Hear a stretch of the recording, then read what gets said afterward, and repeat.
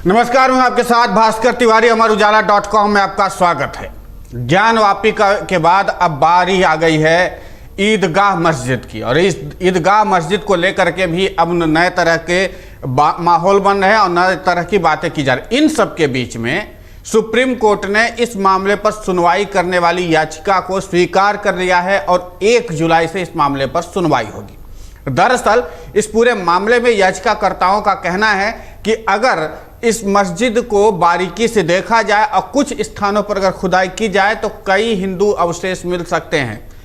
इसको ठीक वैसे ही बताया जा रहा है जैसे कि काशी में यानी कि बनारस में जो ज्ञानवापी मस्जिद को लेकर के दावे किए जा रहे हैं, और शायद यही कारण था कि सुप्रीम कोर्ट ने इस याचिका को सुनने के लिए राजी हो गया है। अब यहाँ पर एक चीज़ महत्वपूर्ण है कि क्या क्या जो मांगे की गई हैं और उन मांगों के आधार पर क्या सुप्रीम कोर्ट उनको उस तरीके की बातों को महत्व देगा या नहीं देगा, अपने आप में बड़ा सवाल है। यहाँ पर हिंदू पक्ष की ओर से यह दावा किया जा रहा है कि अगर यहाँ पर सुप्रीम कोर्ट थोड़ा सा दखल दे करके सबसे पहले वहाँ पर आने जाने पर प्रतिबंध लगा दे, या जो आए जाए तो एक निश्चित संख्या में आए जाएं, और वहाँ पर एक सुरक्षा गार्ड नियुक्त किया जाए, उसके कुछ आसपास के क्षेत्रों की जो चीज़ें हैं उसको हटाया या वहाँ पर कोई बदलाव न किया जा सके, इन सब की मांगे की गई हैं। क्या कुछ पूरा डिमांड है, क्या कुछ पूरा एक घटनाक्रम है, पहले एक रिपोर्ट देखिए फिर इस पर चर्चा आगे बढ़ाते हैं।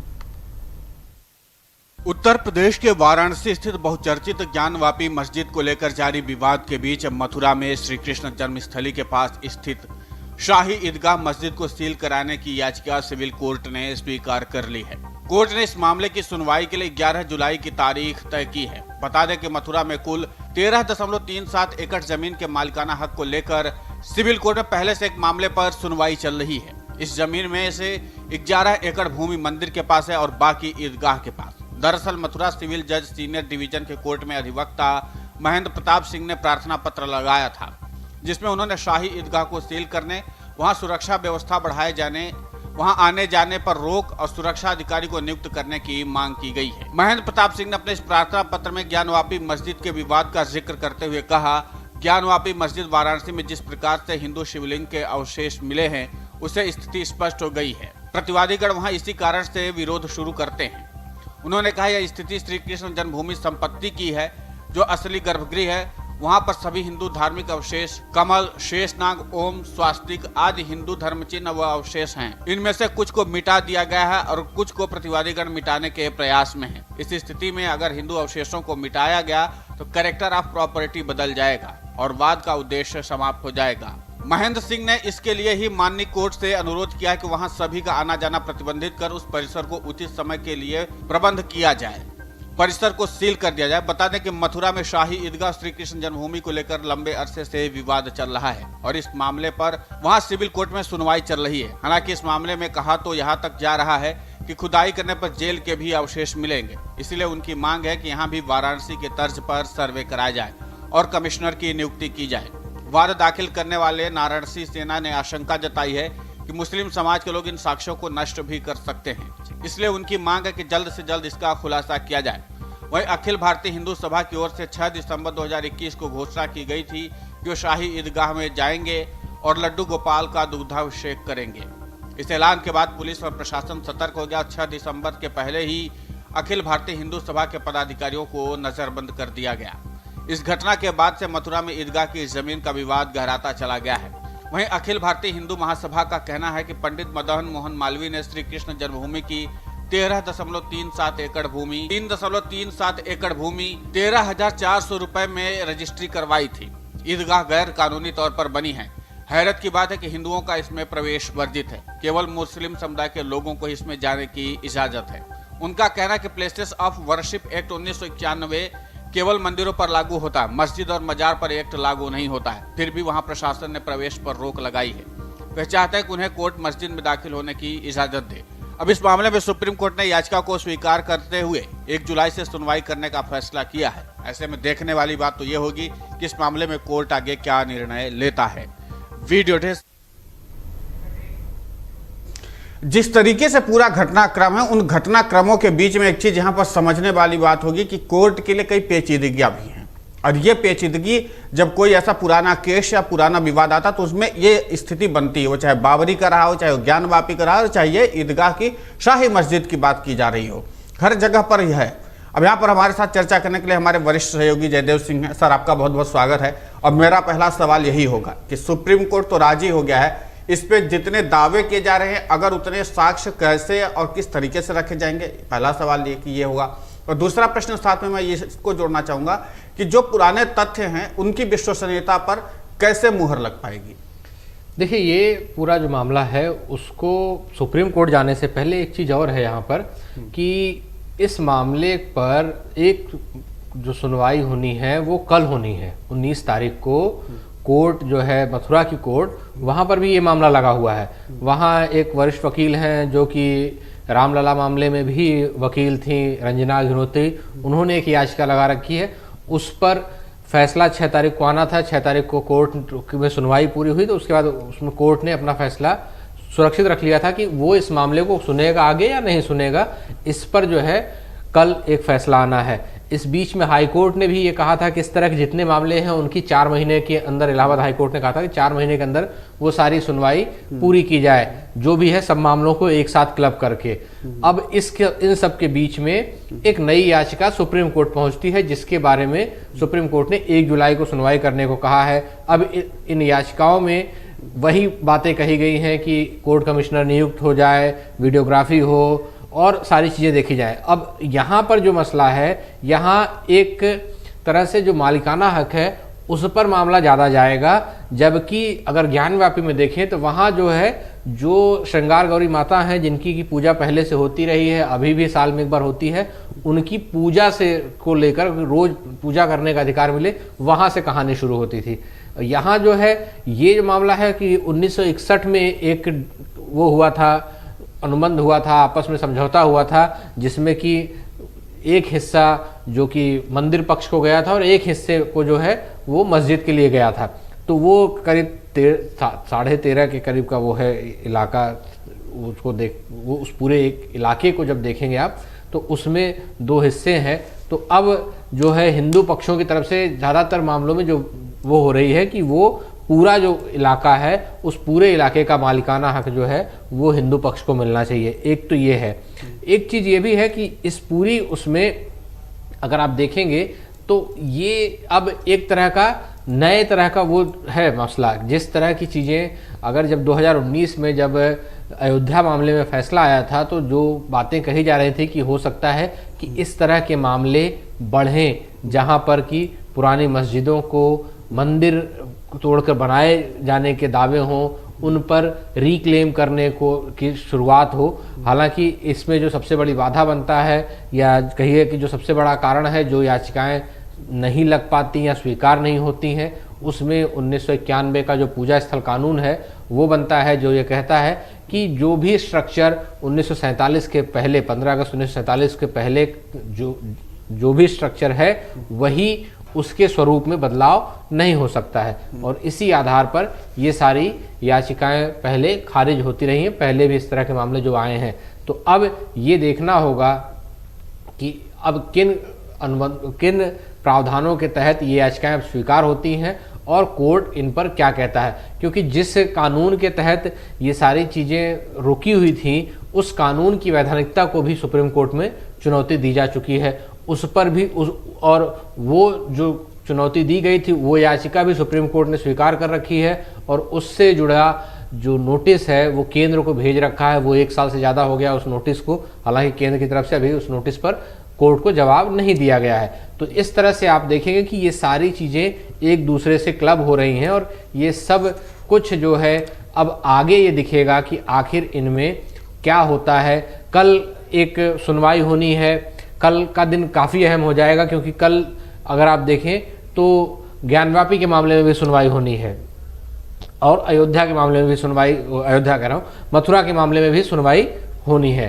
तो इस तरह से अगर आप देखिए तो ये दोनों मामले अब हो सकता है कि जिस तरह आप देख रहे हैं कि ज्ञानवापी का मामला इतना तूल पकड़ रहा है तो कुछ दिनों बाद हमें मथुरा में भी उस तरह की चीज़ें दिखाई दें।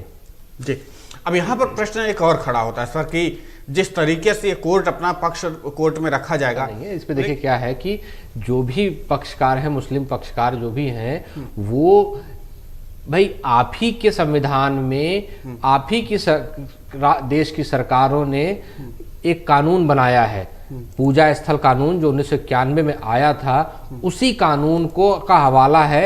ये जो जगह हैं, जो भी चीजें हैं, इसको जब आप देखेंगे तो उनका यही कहना है कि अगर ये स्ट्रक्चर 1947 15 अगस्त 1947 जो कि कट ऑफ डेट दे रखी है उस कानून में, जो कि 1991 का कानून है, पूजा स्थल कानून, उसके पहले के स्ट्रक्चर हैं। जाहिर सी बात है कि पहले क्या हुआ वो अलग मुद्दा हो जाता है, लेकिन अगर सरकार ने ये कट ऑफ डेट तय की है, उस डेट पर वहाँ पर मस्जिद था, वहाँ पर मस्जिद में नमाज होती थी, तो वो एक तरह का वो स्ट्रक्चर उस तरह की बात करता है।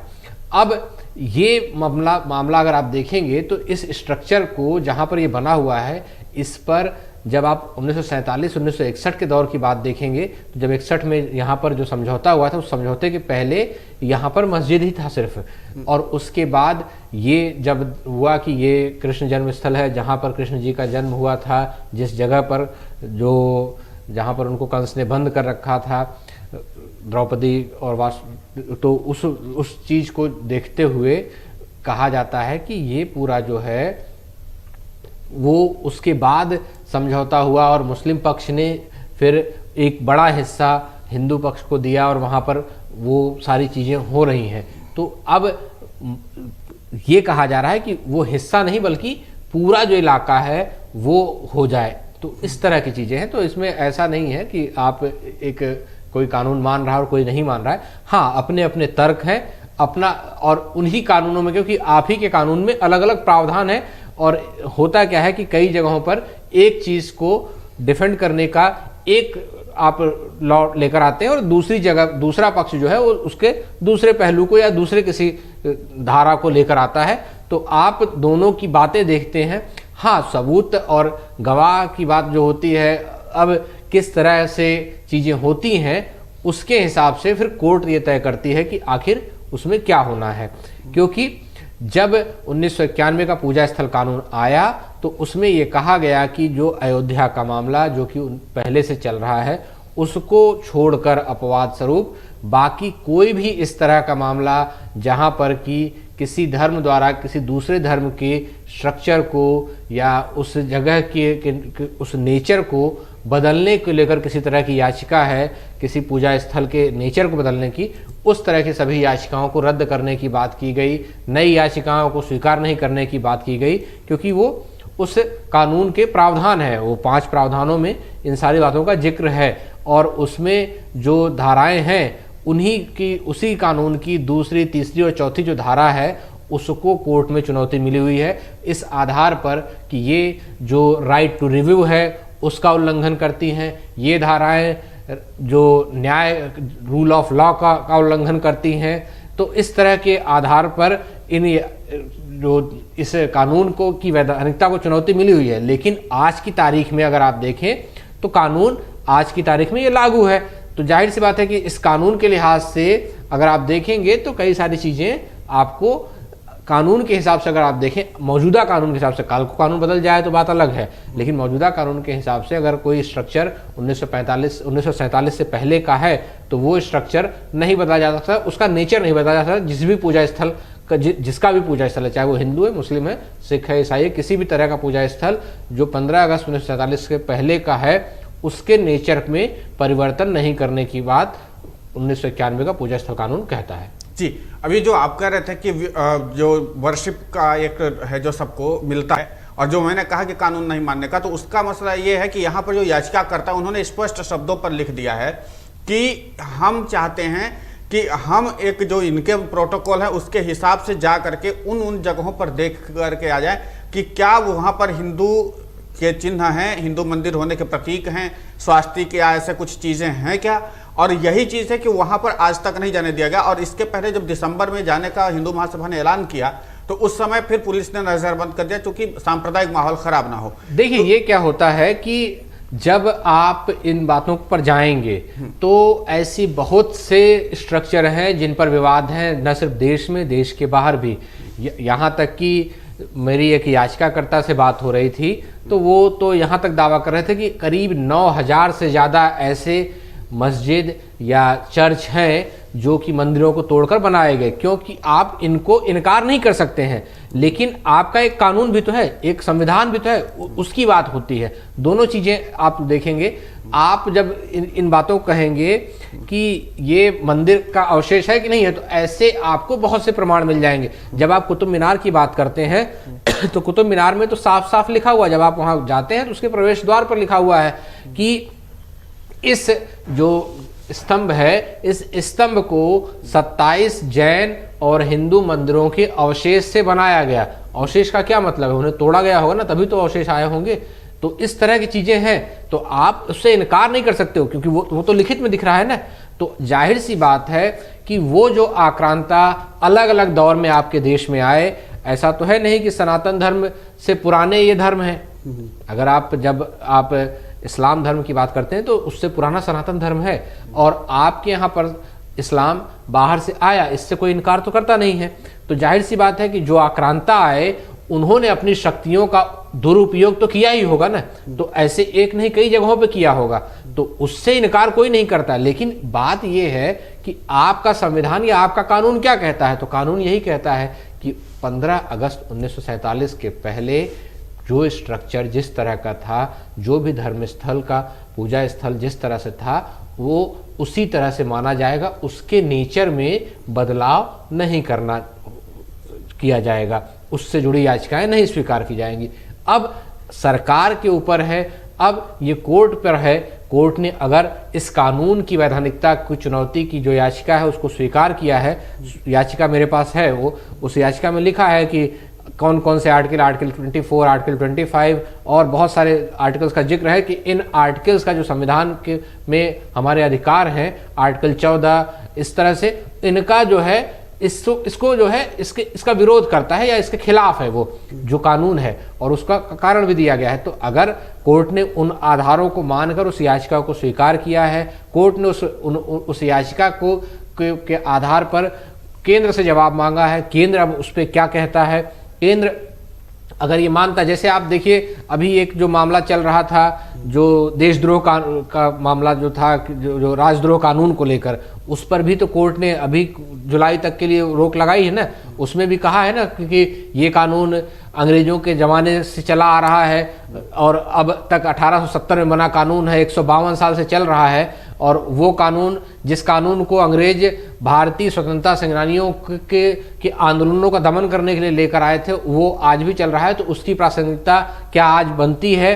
क्या राज्य सरकारें या केंद्र सरकार या जो सरकारें हैं अलग अलग, वो सरकारें क्या किसी का कंसेंट ना होने को उसको राजद्रोह मानती हैं आज भी? तो क्या वो सही है? उसको लेकर भी तो विचार करने की बात कही है केंद्र ने। अब केंद्र अपना जवाब देगा, उसके बाद हो सकता है कि जुलाई के बाद हमको ये कानून न दिखाई दे। लेकिन ये एक प्रोसेस का पार्ट होता है। आप आज की तारीख में हो सकता है कि जो 30 साल पहले, 31 साल पहले कानून बना, आज की तारीख में उस पर सवाल अगर खड़े हैं, उस पर केंद्र से जवाब कोर्ट ने मांगा है, तो कोर्ट ने कुछ सोच के मांगा होगा। अब कोर्ट और केंद्र की तरफ से जवाब क्या आता है, कोर्ट उस पर क्या कहती है, और उसके बाद क्या इसमें बदलाव होते हैं। और फिर ये कहा जाता है, क्योंकि जो याचिका लगी है उसमें ये कहा गया है कि 1192 से 1947 के दौरान ऐसे बहुत सारे हिंदू, सिख, जैन और बौद्ध मंदिरों को और पूजा स्थलों को तोड़कर उनकी जगह पर चर्च या मस्जिद जैसी चीज़ें बनाई गई हैं। तो जो कट ऑफ डेट 15 अगस्त 1947 रखी गई है वो सही नहीं है, वो 1192 होनी चाहिए। जो मेरी जो याचिका करता है उनसे बात हो रही तो वो इस तरह कह रहे थे। तो अगर आप इन चीज़ों को देखिए तो अब वो कट ऑफ डेट पीछे जाती है, तो कट ऑफ डेट पीछे जाएगी तो इस तरह की सारी जो इमारतें हैं, इस तरह के सारे जो पूजा स्थल हैं, उन पर जो है इस तरह के जो दावे हैं हो सकता है कि वो मौजूद हो जाए। और फिर आप सर्वे की बात कहें, चर्च और वहाँ जाने की बात करें। अब आप इसी तरह से देखिए कि हाई कोर्ट ने वो टिप्पणी जो की थी अभी, जो ताजमहल वाले मामले में थी, ताजमहल वाले मामले में क्या कोर्ट ने टिप्पणी की कि आप कह रहे हो कि अंदर जाने दिया जाए, ठीक, कल को आप कहोगे कि मेरे चैम्बर में भी आने दिया जाए, आप क्या कहते हैं जज का चैम्बर भी देखना चाहोगे, तो इस तरह की चीज़ें आपको क्यों जाना है किसी के धर्म स्थल में, तो वो भी एक सवाल होता है। तो जाहिर सी बात है कि अगर दावे हैं, आस्था अपनी जगह है, अच्छी बात है, लेकिन आपका कानून भी है, तो उस कानून के लिहाज से आप एक पक्ष कह रहा है, एक पक्ष अपनी आस्था के लिहाज से कह रहा है। अब तय कोर्ट को करना है कि आस्था में कितनी चीज़ें हैं जरूरी और नियम कितना कहता है, और नियमों में बदलाव की ज़रूरत है या नहीं है। नियम बदलता है, कानून बदलता है, नहीं बदलता है, और नहीं बदलता है तो किस बिना पर ये याचिका स्वीकार होगी, किस बिना पर इसकी जांच होगी, और किस कानून के आधार पर इसका वो होगा, क्योंकि हर जगह का अपना अपना तर्क है। जैसे मेरी कल ज्ञानव्यापी मामले में एक एडवोकेट से बात हो रही थी, तो वो ये कह रही थी कि उन्होंने भी वहाँ पे भी एक याचिका लगा रखी, उनकी याचिका 2020 या 21 की याचिका है, उस पर भी मामला चल रहा है। तो उनका ये तर्क था कि भाई कि ये नियम ये कहता है कि 15 अगस्त 1947 के पहले जो भी जिस तरह की भी वो धर्मस्थल के जो भी नेचर है वो उसी तरह से बरकरार रहना चाहिए। तो हमने जो याचिका ज्ञानव्यापी पर लगाई है, वहाँ हमारा ये कहना है कि 15 अगस्त 1947 क्या, उससे बहुत पहले से ज्ञानव्यापी के परिसर में माँ श्रृंगार गौरी की पूजा होती रही, यहाँ तक कि 1991 तक होती रही, 1992 तक होती रही, उस कानून के आने के बाद तक। तो अब वो पूजा साल में एक दिन क्यों कर दी गई, जबकि रोज होती थी 92 तक। तो हमारी एक मांग यह है कि वो पूजा रोज हो। तो जाहिर सी बात है कि वो नेचर बदला गया, वो एक तर्क ये भी दे रही थी। तो जाहिर सी बात है कि ये तर्क अगर उनका है तो कोर्ट इस पर बात करेगा कि नेचर बदला गया है क्या। अगर नेचर बदला गया है उस पूजा स्थल का, तो जाहिर सी बात है कि उस कानून का उल्लंघन है जो 1991 का कानून है, तो उस कानून का उल्लंघन नहीं हो ये तय करना कोर्ट का वो है, उसकी जिम्मेदारी है, और प्रशासन को इसका आदेश होगा और प्रशासन उसको रोज की उस पर करेगा। आप भाई 1992 में ये कहकर कि कम्युनल टेंशन बढ़ रहा है इसलिए आपने उसको साल में एक बार कर दिया, लेकिन आज की स्थिति में अगर वो रोज होना चाहिए, अगर वो उस एक्ट का जो 1991 का एक्ट है उसका उल्लंघन है, तो वो उल्लंघन नहीं हो। ये तो शिवलिंग मिला कि नहीं मिला, फव्वारा है कि शिवलिंग है, तो वो जो चीज़ें हैं वो अगर कोर्ट ने सर्वे का आदेश दिया है तो कोर्ट सर्वे पर क्या जजमेंट करता है। उसके बाद जाहिर सी बात है कि इस सर्वे के आदेश को चुनौती सुप्रीम कोर्ट में मिली है, इसी आधार पर मिली है कि 1991 का पूजा स्थल कानून का जो है उल्लंघन है वहाँ सर्वे कराना। तो क्या अब सुप्रीम कोर्ट ने ये कहा कि कोर्ट को जो निचली कोर्ट का आदेश आ जाने दीजिए, फिर हम तय करेंगे। तो अगर सुप्रीम कोर्ट जब अपनी टिप्पणी करेगा कि हाँ उल्लंघन है, तो फिर सारी बातें बदल जाएंगी। अगर सुप्रीम कोर्ट कहता है कि नहीं भाई, अगर कोई साक्ष्य मिल रहा है तो वो साक्ष्य उस चीज़ को बताता है कि 1947 के पहले उस तरह की चीज़ें शायद थी, इसलिए वो साक्ष्य मिल रहा है, तो जाहिर सी बात है कि 1947 के पहले की जो प्रैक्टिस है वो प्रैक्टिस शुरू होनी चाहिए, फिर कोर्ट शायद ये ऐसा आदेश भी दे सकता है। तो ये कोर्ट को तय करना है, ये किसी हिंदू की क्या कहते हैं आई आस्था से या किसी मुस्लिम की आई आस्था से नहीं तय होगा, ये तय नियमों से होगा, संविधान से होगा। जी बिल्कुल तय होगा, नियमों से और संविधान से तय होगा। लेकिन इन सब के बीच में आपको ये जानना जरूरी कि पूरा विवाद है क्या। दरअसल हम जब चर्चा कर रहे थे तो चर्चा के दरमियान इस बात को समझना बेहद ज़रूरी है, उन बारीकियों को जानना बेहद ज़रूरी है कि ये सारी बातें और ये सारे सवाल पनप कहाँ से रहे। तो इसके विवाद के जड़ को जानते हैं एक रिपोर्ट के जरिए। आपने ये बात कई दफ़ा सुनी होगी, अयोध्या हुआ, अब काशी मथुरा की बारी है। ये सवाल इसलिए भी क्योंकि काशी विश्वनाथ मंदिर और ज्ञानवापी मस्जिद विवाद का मामला अभी सुर्खियों में है।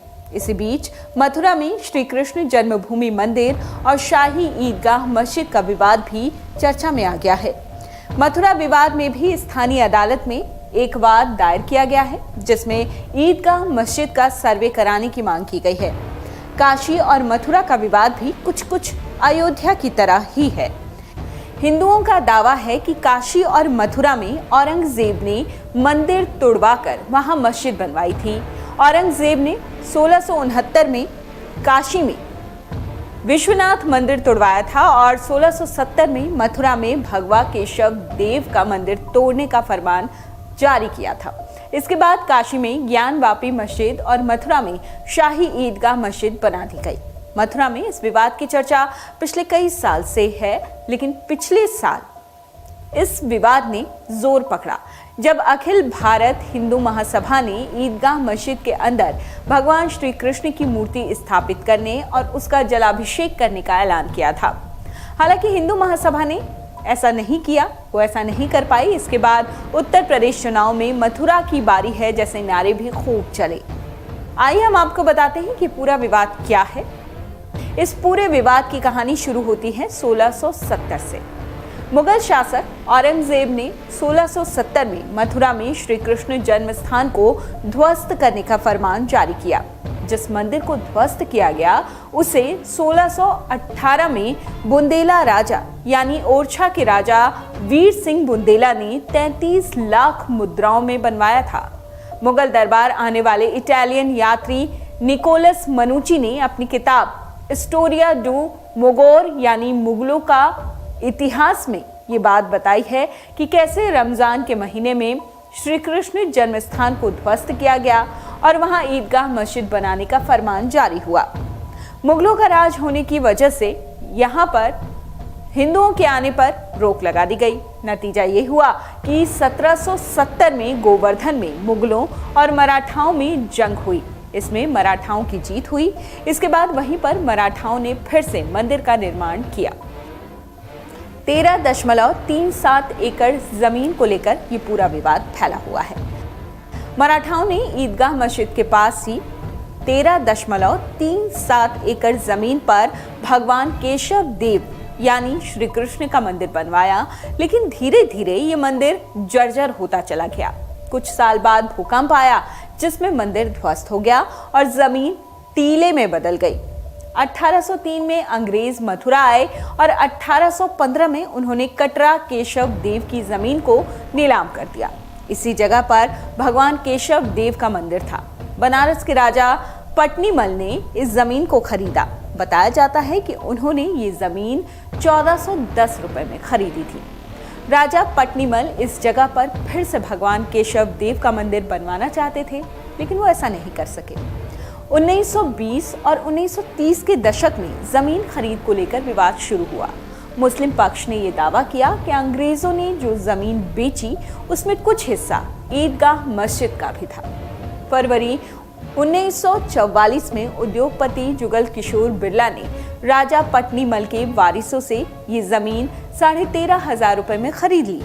आजादी के बाद 1951 में श्री कृष्ण जन्मस्थान ट्रस्ट बना और ये 13.37 एकड़ जमीन कृष्ण मंदिर के लिए इस ट्रस्ट को सौंप दी गई। फिर हुआ 1968 का विवादित समझौता। अक्टूबर 1953 में मंदिर निर्माण का काम शुरू हुआ और 1958 में पूरा हुआ। इस मंदिर के लिए उद्योगपतियों ने खूब चंदा दिया। यह मंदिर शाही ईदगाह मस्जिद से सट कर बनाया गया। 1958 में एक और संस्था का गठन हुआ जिसका नाम श्री कृष्ण जन्मस्थान सेवा संस्थान था। कानूनी तौर पर इस संस्था का 13.37 एकड़ जमीन पर कोई हक नहीं था, लेकिन 12 अक्टूबर 1969 में श्री कृष्ण जन्मस्थान सेवा संस्थान ने शाही मस्जिद ईदगाह ट्रस्ट के साथ एक समझौता किया। इसमें तय हुआ कि 13.37 एकड़ जमीन पर मंदिर और मस्जिद दोनों बने रहेंगे। इस समझौते को श्री कृष्ण जन्मस्थान ट्रस्ट नहीं मानता है, वो इस समझौते को धोखा बताता है। ये पूरा विवाद 13.37 एकड़ जमीन को लेकर है, जिसमें 10.9 एकड़ जमीन श्री कृष्ण जन्मस्थान और 2.5 एकड़ जमीन शाही ईदगाह मस्जिद के पास है। अब आपको बताते हैं कि पूरा विवाद क्यों है। हिंदुओं का यह दावा है कि यह मंदिर था जिसे औरंगजेब ने तुड़वाया और मस्जिद बनवा दी। हिंदुओं का ये मानना है कि जिस जगह पर ईदगाह मस्जिद को बनवाया गया ये वही जगह है जहां कंस की जेल हुआ करती थी।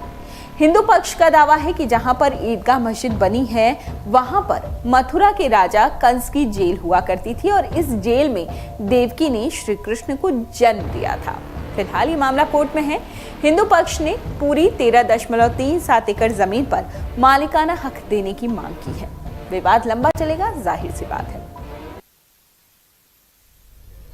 तो जिस तरीके से हमने पूरे घटनाक्रम को दिखाया सिलसिलेवार तरीके से, आपने भी रिपोर्ट देखी जिस तरीके से, इस पर एक आपकी संक्षिप्त टिप्पणी चाहूंगा। देखिए, ये तो आप देखिए रिपोर्ट खुद ही कह रही है कि कुल मिला के 13 एकड़ से ज़्यादा का इलाका है। उस ज़मीन के मालिकाना हक की लड़ाई है। 1947 के बाद 1958 में जाकर मंदिर का निर्माण पूरा हुआ है, जो कि करीब 11 एकड़ के इलाके में बना हुआ है, और 2 एकड़ करीब का इलाका है जो ईदगाह जहाँ पर है। अब उस 2 एकड़ के इलाके पर भी हिंदू पक्ष अपना दावा लंबे समय से करता रहा है। हालांकि उस तरह की जो याचिका थी, जाहिर सी बात है कि अब ये नए सिरे से कहानी शुरू हुई है। अब देखते हैं इसमें आगे क्या होता है। अब अगर क्या कहते हैं, कल मथुरा कोर्ट में जो होगा वो एक देखने वाली बात होगी, और नहीं तो फिर 1 जुलाई को सुप्रीम कोर्ट में भी मामला है, तो वहाँ भी चीज़ें बहुत कुछ साफ़ होंगी। सुप्रीम कोर्ट से जो आएंगी तो वो आपको बहुत सारी चीज़ें साफ़ हो जाएंगी। सर्वे होगा, क्या होगा, वो सब कुछ दिखाई देगा फिर। जी बिल्कुल, बहुत बहुत शुक्रिया सर, आप आए हमारे साथ तमाम महत्वपूर्ण विषयों पर चर्चा की। तो हम चलते चलते आपको कुछ महत्वपूर्ण बड़ी खबरों के साथ छोड़कर जाएंगे। साथ ही हम आपको ये भी बताना चाहेंगे कि जिस तरीके की स्थितियां बन रही हैं, उन सब के बीच में एक चीज़ समझने लायक है कि यहाँ पर सबके अपने अपने पक्ष हैं, उन पर कितना विश्वास किया जाए, कितना भरोसा किया जाए, इन सब चीज़ों को भी समझना बहुत महत्वपूर्ण है। और इसके अलावा यहाँ पर सुप्रीम कोर्ट का निर्णय बहुत अहम होगा, क्योंकि इसके बाद दोनों पक्ष जो होंगे अपने साक्ष्य सबूत रखेंगे और उन पर चर्चाएं भी होंगी, उस पर विवेचना भी होगी, तमाम तरह के सवाल जवाब भी होंगे, क्योंकि ऐसे मामलों में बहुत तरह के साक्ष्य पर विश्वास भी किया जाए या न किया जाए, कोर्ट को निर्णय करना होता है। कई तरह के बातें कही जाती हैं, कई तरह के सबूत रखे जाते हैं, नियम कानून को बदलने का भी बातचीत आती है, तो कई तरह की पेचीदगियाँ होती हैं। और ये मामला इतना आसान नहीं है, क्योंकि ये पुरानी बातें हैं, और पुरानी बातों को प्रूफ करना और उनके सबूतों को, साक्ष्य को इकट्ठा करना अपने आप में एक बड़ी और अहम बात होती है। इन सब के बीच में आज के लिए फिलहाल इतना ही। बाकी ताज़ा तरीन खबरों के साथ आपको छोड़ जाते हैं। प्रधानमंत्री नरेंद्र मोदी ने योगी आदित्यनाथ की सराहना करते हुए कहा है कि अगर कानून सबके लिए एक जैसा न होता तो योगी सरकार लाउड स्पीकर उतरवाने में सफल न हो पाती। इसकी सफलता का मंत्र यही था कि कानून के नजरिए में सब एक समान हैं। ज्ञानवापी सर्वे को लेकर वाराणसी कोर्ट में बुधवार को होने वाली सुनवाई फिलहाल टाल दी गई है। वकीलों के हड़ताल के चलते कोर्ट अब 19 मई को अगली सुनवाई करेगी।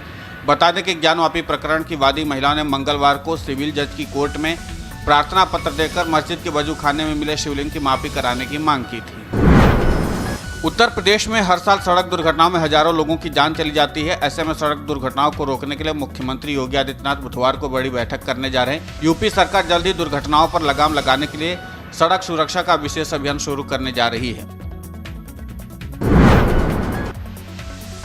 यूपी में सीएम योगी ने एक नई मुहिम छेड़ दी है। अभी तक सीएम योगी का बुलडोजर चर्चा में था, लेकिन अब वसूली का अभियान भी शुरू होने वाला है। इस नई मुहिम के तहत फर्जी तरीके से राशन कार्ड बनवाकर गरीबों का निवाला छीनने वाले अपात्र कार्ड धारकों के खिलाफ कार्रवाई होगी और उनसे रिकवरी की जाएगी।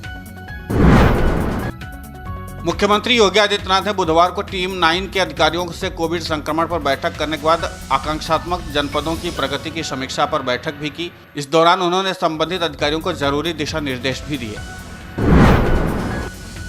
राजस्थान के मुख्यमंत्री अशोक गहलोत ने वाराणसी से ज्ञानवापी मस्जिद और पी चिदम्बरम के ठिकानों पर सीबीआई के छापों को लेकर पीएम मोदी पर हमला बोला है। सीएम ने कहा कि बीजेपी वाले देश में नया तमाशा शुरू कर देते हैं, कंट्रोवर्सी पैदा करते हैं, हिंदू मुस्लिम को लड़ाते रहेंगे।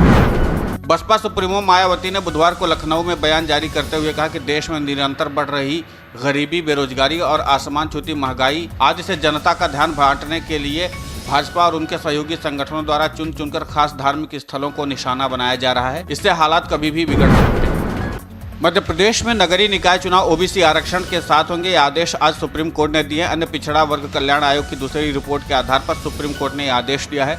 कोर्ट ने 1 सप्ताह के भीतर आरक्षण की स्थिति तय कर सरकार को चुनाव प्रक्रिया शुरू करने को कहा है। श्रीलंका के प्रधानमंत्री रानिल विक्रमसिंघे ने बुधवार को संसद में कहा कि देश को विश्व बैंक से $16 करोड़ की सहायता मिली है। उन्होंने कहा कि आर्थिक संकट के कारण देश में ईंधन और गैस की कमी होने और इसके खिलाफ यहां जारी विरोध प्रदर्शन को देखते हुए इस आर्थिक सहायता में से कुछ ईंधन खरीदने के लिए उपयोग करने की संभावना तलाशी जा रही है। पाकिस्तान के प्रधानमंत्री शहबाज शरीफ ने चीन पाकिस्तान आर्थिक गलियारे परियोजनाओं पर काम कर रहे चीनी नागरिकों की सुरक्षा बढ़ाने का मंगलवार को आदेश दिया। आदेश जारी होने के एक दिन पहले शहबाज शरीफ ने चीनी प्रधानमंत्री ली क्विंग से टेलीफोन पर बातचीत की थी और अन्य मुद्दों के अलावा पाकिस्तान में चीनी नागरिकों की सुरक्षा के मुद्दे पर भी चर्चा की थी। वीडियो डेस्क, अमर उजाला.com।